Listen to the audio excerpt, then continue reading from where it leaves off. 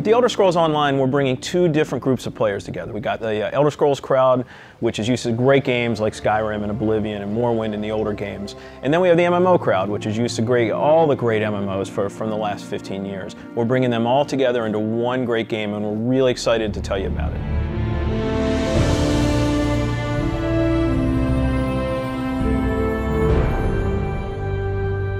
Elder Scrolls Online, everything you need to know about it is right in the name. It's Elder Scrolls, but it's online.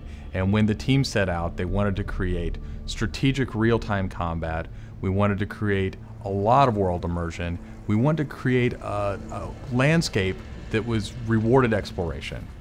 But all of that had to be brought together with really great social systems. So Elder Scrolls Online, it's set 1,000 years before Skyrim. And not only is it 1,000 years before Skyrim, but it draws on all the legends and everything that you've read about in the books that you find in Elder Scrolls games. So we've got 20 years of lore to draw upon. We made sure that Morrowind, Cyrodiil, and Skyrim feel like they do in Elder Scrolls 3, 4, and 5. The art style is right in line with those titles. Now you can explore all of Tamriel. You can return to places that you've seen before, and you can explore new places that you've never been.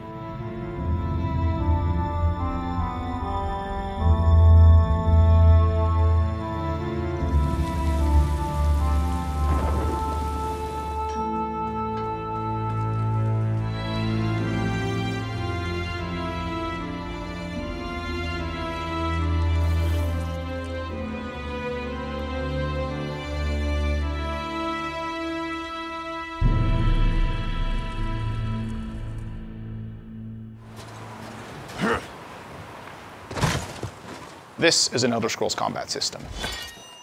Moving your mouse will make you look around and aim your weapon. You can tap your left click to attack, hold it to power, hold your right click to block, and of course, sprinting, crouching, and sneaking around play a role.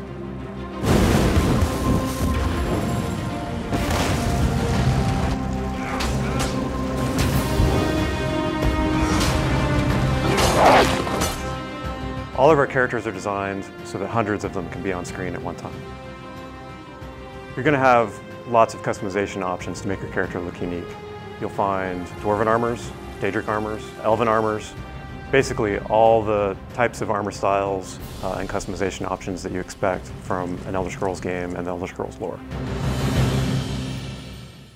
By far the worst experience of any online game is at its launch, when you're trying to find your friends, you can't find people, you create a character on one shard, and then you find out everyone else is on another shard, and you have to move. That experience is not good. So we are not going to have shards. We have a technology we call Mega Server, where all players are on one server. So all your friends are right there, you just create a character, you click play, and you go. The game is smart about where to put you. It puts you in game spaces with your friends, with your guildmates. It's a way to be connected with everyone, and the game figures out where to put you.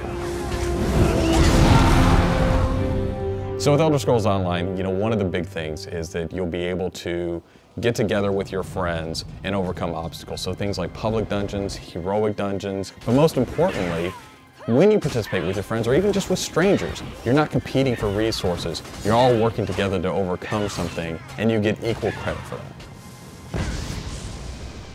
As a player, you're able to start off by picking one of 9 races. You'll be able to pick a class, so that's just the start though. From there, all of the choices you make with quests, all of the choices you make in which abilities you choose, which weapons you use, which armor you use, really help make your character stand out in the world. The basis for the customization system in Elder Scrolls Online is that you can use whatever weapon or armor type you actually want to use. You can play as a heavy armor character who's a tank with bow, or you can play as a mage who uses a two-handed weapon, or you can play as a sneaky guy who runs around healing people. With the combination that you selected out of what armor type you use, what weapon type you use, and what class you use, really creates a unique character experience for you.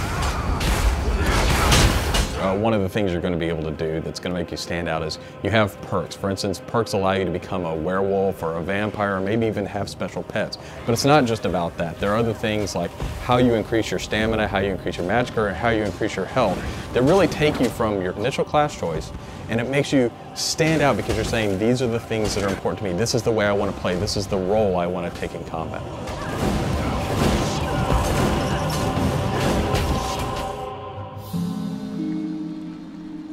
Questing in Elder Scrolls Online was built around a pretty simple concept, and that was that we wanted the player to explore.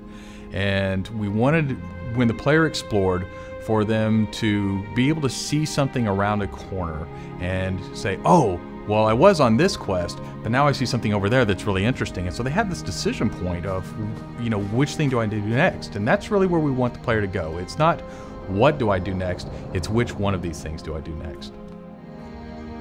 The way a player finds quests in our game is really through exploration. As they wander around the world, we have an on-screen compass, and that really points out the areas of opportunity or points of interest to the player. When the player finds a point of interest in the world, this is really where all of our story content is. And they're an opportunity for the player to make a change in the world. And a really good example of that is there's a werewolf invasion. When the player gets there, they fend off the werewolf invasion, they save the town, and every time you come back to that village, you'll be remembered and thanked by the villagers. The werewolves will be gone just like you would have in Oblivion as the hero of Clutch. Once you hit level 50, that's really where the game opens up.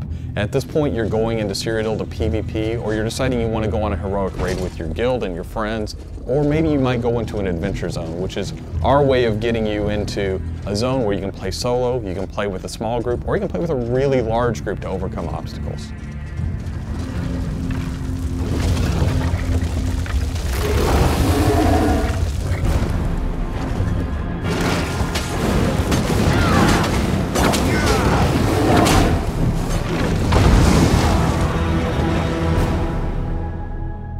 PvP in Elder Scrolls Online is focused around taking various structures in Cyrodiil.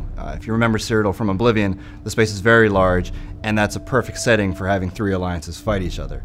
During this timeline, Imperial City is up for grabs, and there's no Emperor, so players are going to be fighting using trebuchets, catapults, all kinds of weaponry to take and hold keeps, structures, and resource fixtures around the keep to actually give the opportunity to crown one of themselves as an Emperor. It's really important to us that PvP isn't just a veteran game. It's got to be something that people can do from the very beginning because you want to be comfortable in getting into this. So we make sure that everybody is on equal footing. So even at level 10, you can go into our PvP area and really have a great experience and a good time.